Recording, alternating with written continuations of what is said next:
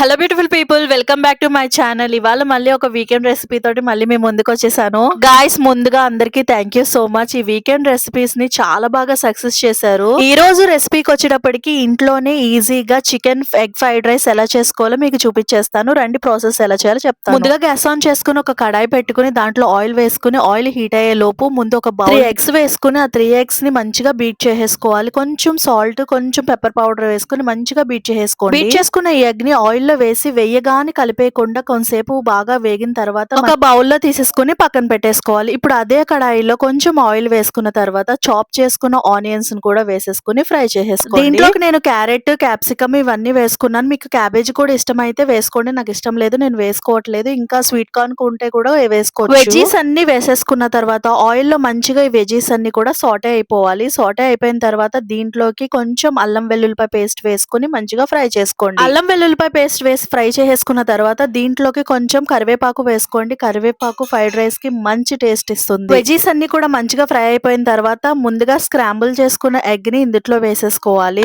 అలాగే దీంట్లోకి chicken fry ముక్కలు కూడా వేసుకోవాలి. ఇది ఏం లేదు, చికెన్ లో ఉప్పు, కారం, పసుపు, గరం మసాలా వేసుకుని మంచిగా ఆయిల్ లో ఫ్రై చేసేసుకోవడమే, అంతే, సింపుల్ ప్రాసెస్. అది తీసాను, క్లిప్ మిస్ అయిపోయింది. చికెన్ పీసెస్ ను కూడా ఇందులో యాడ్ చేసేసుకున్న తర్వాత మనం రైస్ అంతా కూడా యాడ్ చేసేసుకోవడమే. మీకు ఎంత క్వాంటిటీలో రైస్ కావాలో అంత క్వాంటిటీలో రైస్ వేసేసుకున్న తర్వాత దీంట్లోకి టేస్ట్ కి సరిపడినంత ఉప్పు వేసుకోండి. ఇప్పుడు దీంట్లోకి ఉప్పు వేసుకున్న తర్వాత సాసెస్ వేసుకుందాం. నేను ఇక్కడ డార్క్ సోయా సాస్ వేసుకుంటున్నాను. ఒక హాఫ్ మూత వేసుకోండి, సరిపోతుంది. తర్వాత దీంట్లోకి 1/2 టీ స్పూన్ వెనిగర్ కూడా యాడ్ చేసేసుకోండి. అలాగే చిల్లీ సాస్ కూడా యాడ్ చేసేసుకోండి. కొంచెం పెప్పర్ పౌడర్, అలాగే కొంచెం గరం మసాలా కూడా యాడ్ చేసేసుకుని మంచిగా కింద నుండి పైకి మిక్స్ అయ్యేలాగా ఫ్రై చేసేసుకోండి. గ్యాస్ ని కొంచెం హై ఫ్లేమ్ లో పెట్టేసుకుని మంచిగా ఇవన్నీ మిక్స్ అయిపోయేలాగా టాస్ చేసేసుకోవడమే, బాగా ఫ్రై చేసేసుకోవడం. అండ్ వన్ మోర్ థింగ్ ఏంటంటే ఇందులో ఎటువంటి టేస్టింగ్ సాల్ట్ వేయలేదు, అజినోమోటోస్ ఏమి వేయకుండా చాలా సింపుల్ గా ఇంట్లో ట్రై చేసుకోండి. అలాగే టేస్ట్ మాత్రం నెక్స్ట్ లెవెల్లో ఉంటుంది. అంతే, మంచిగా మిక్స్ చేసేసుకుని దీని ప్లేట్ లో పెట్టేసుకుని ఆనియన్స్ తో పాటు తింటే నెక్స్ట్ లెవెల్లో ఉంటుంది.